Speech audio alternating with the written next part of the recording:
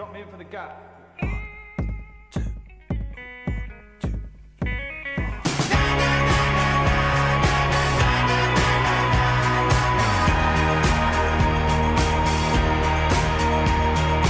I didn't have any expectations, and I just thought I'd just let it see what happened with it. So we started off in really small clubs, and then it got bigger and bigger and bigger, and ended up in arenas. You know, the tour was one of the longest tours I ever did. It was 15 months. There were great nights every night, and I guess it's because I don't know whether the crowd had any expectations or I didn't have any expectations.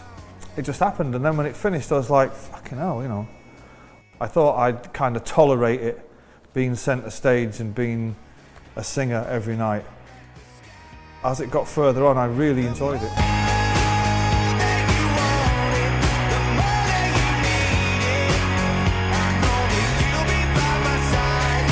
With previous tours in Oasis, let's say, there would always be so much chaos and just bullshit surrounding it that it would be great to get away and just get back home and shut the front door and just forget about it. There's just something in me now feels different than what it did then.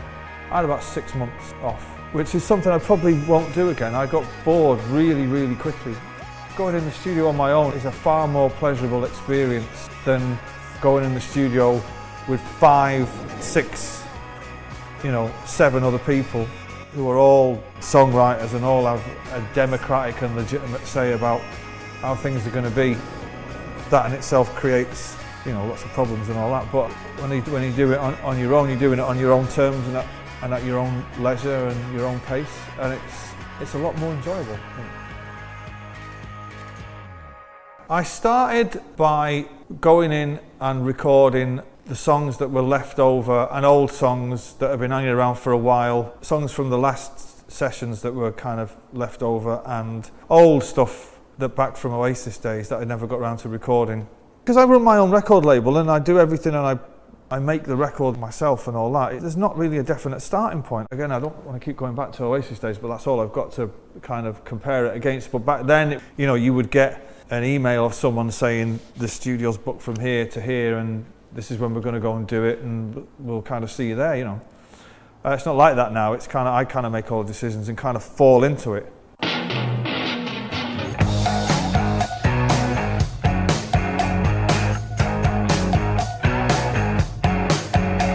The start of it was a pain in the arse.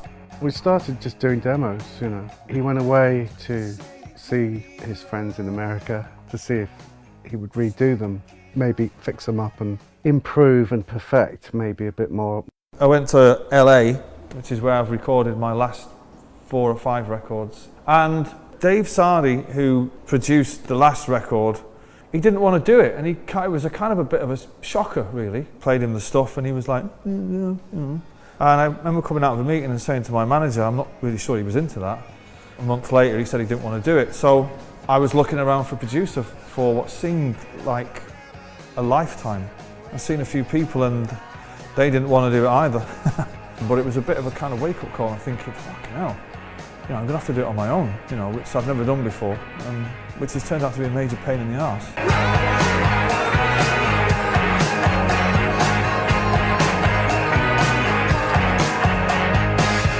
I've got a great engineer in my old mate, Paul Stacey, who plays bass on a lot of the record. I started working with Noel in '97 with Oasis, in fact. I auditioned as a keyboard player because I didn't have any work as a guitar player. To my surprise, it worked. I went to the audition and in 5 minutes he said, "You'll do." He plays keyboards and guitar, and so me and him and his twin brother, who's my drummer, Jeremy, effectively made the record between the 3 of us. I've met him before because obviously my twin brother played with Oasis and worked with him. He'd come and seen a couple of gigs with my brother and I. I think that's when he worked out that he might be interested in me playing drums for him. I'm very lucky to have those two because they're great musicians and they've got a great knowledge of music and all kinds of different music, and I can talk to them in a very rudimentary way about what I wanted, and they got it. Well, we seem to have a good musical connection. He is actually quite specific. It's actually quite easy for me because I get a very clear picture from him of what he wants on the drums. But then obviously I've got to be able to interpret that. He has, you know, at times also not been sure exactly what he wants, or he's said something and it hasn't quite worked, and then he's let me try something. So yeah, it's very easy. I think we work very comfortably together, and it's always good fun, but we get the job done very quickly.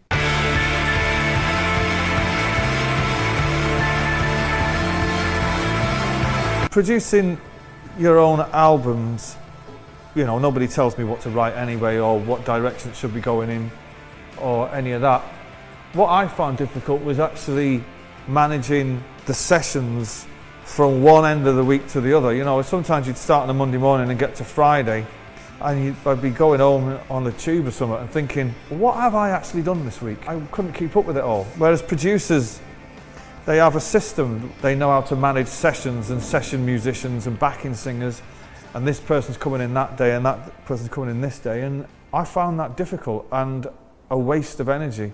I'm not used to people kind of looking to me and saying, right, so what are we doing today? I wouldn't recommend it. It's a fucking pain in the arse. This one was more relaxed in the sense of that I think we didn't try to perfect things so much. You know, most records nowadays, everything's airbrushed, you know, it's just the way of the world.